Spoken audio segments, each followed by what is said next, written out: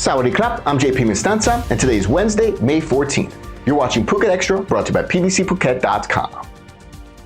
3 British men are wanted in connection with a violent assault and stabbing of a French national outside a popular entertainment venue on Bang Tao Beach in the early hours of Sunday morning.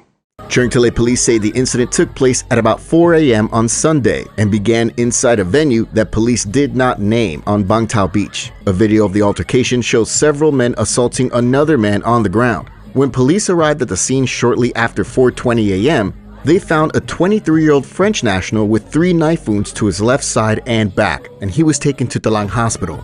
At last report, he was reported as being in stable condition. Police Lieutenant Colonel Kajongkiat Kamwichairat is the police officer from Chungtale Police Station that is responsible for this investigation, and he confirmed to the Phuket News that the altercation began at one venue that police did not name in their report. The altercation spilled outside and in front of another venue that was named by Chungtale Police in their reports, which was confirmed to be closed at the time of the altercation.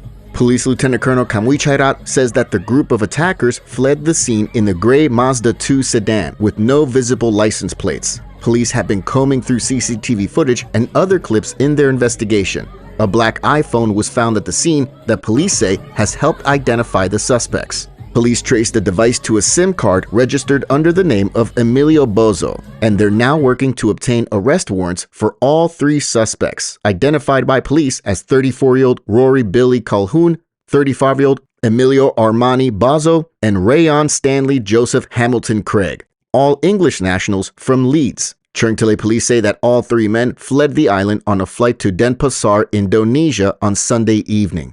Meanwhile, regarding the venue in which the altercation first began on Bang Tao Beach, Police Lieutenant Colonel Kamwichairat avoided naming the venue and would only say that the venue operator had been warned. For more, visit thephuket.news.com. Thailand's FBI, the Department of Special Investigation, are confirming that the investigation into money laundering linked to rampant vote rigging and collusion in last year's Senate election is now being heavily expanded to include 1,200 suspects. The Election Commission, the EC, and the DSI have been jointly conducting the investigation, with the EC handling the vote rigging and collusion inquiry, while the DSI handles allegations of money laundering and the operation of an illegal secret organization linked with the election that was held in June of last year. The Anti-Money Laundering Acts strictly outlaw the running of a body with unlawful income. This week, DSI officers say that their probe into the money laundering aspect of this case has found that 1,200 people are suspected of being involved. The first batch of suspects are expected to be called in this month, according to the Bangkok Post. Meanwhile, the EC is focusing its probe on violations of the Senate election law and will determine if the suspects should be disqualified. The EC will also ask the Supreme Court to revoke their election rights. Last Friday, the EC and the DSI jointly served summonses to 6 of 53 senators allegedly involved in the vote rigging probe. For more, visit thephuket.news.com.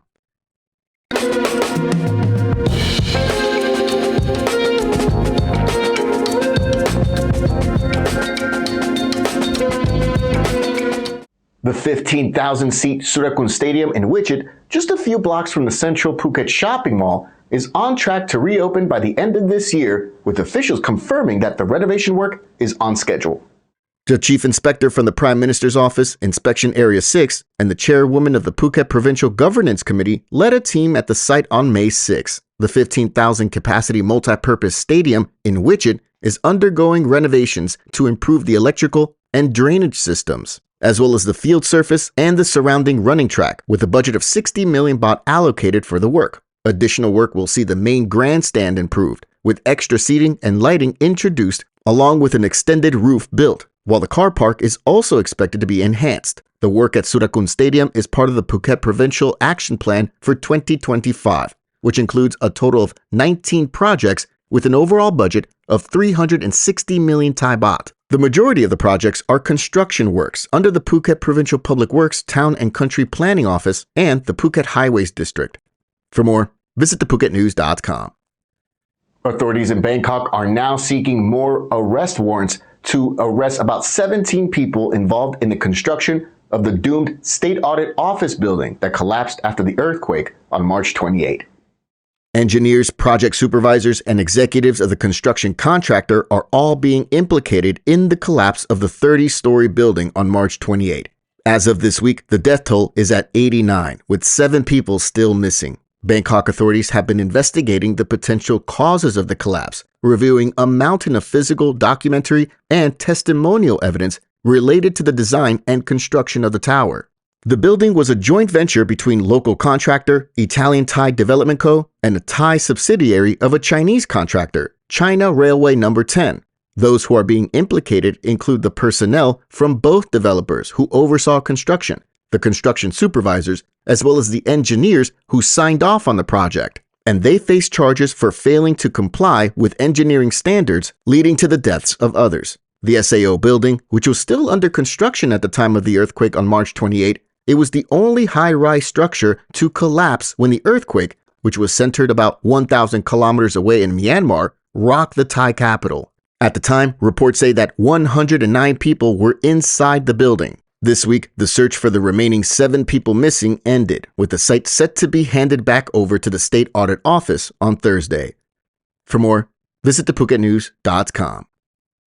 We really appreciate you joining us on this edition of Phuket Xtra, brought to you by pbcphuket.com. We'll see you again tomorrow. Until then, stay classy, Phuket.